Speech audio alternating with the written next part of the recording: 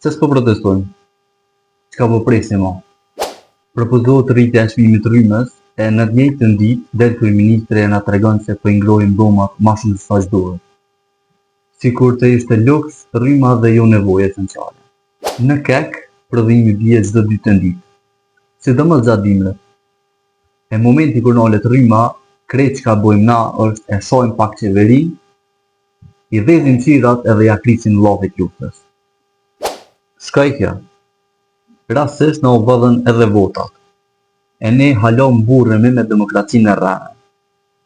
Po jo bra se s'ka nevojë për protesta. E shkruajmë një status në Facebook edhe me kaq mjafton. E çojmë një serial turk edhe hajde e dot. Pritësh pak se nuk mbaron veç me pushtetin. Ku është opozita? A i keni kry pushimet dimrore a hala? Pse more po ankuni që i mori 51% kurtit?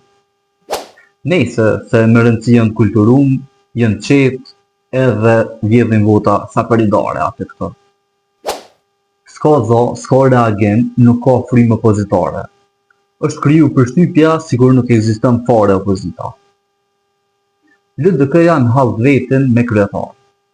E PDK-ja anën tjetër me hajnat mbrapa partisë, e syti ka Haga të shpresu për në lengë mirë të atje. Anën tjetër shtrohet pyetja çka është të bëjë qytetari. Nëse qytetari ka ky obligimin e vet me 28 dhjetor, ka votu edhe në rregullime. Kush janë këta që na përcaktojnë neve temperaturën e dhomës e na lojnë pa rrim? E kush janë këta që nuk bojnë opozit e nuk kundërshtojnë këto probleme të qytetarit, gjë për cilën edhe janë votu? Ndoshta ne s'po protestojmë, jo pse jemi të kënaqur, po se jemi mësu me pranu çdo padrejtësi si me qenë normale.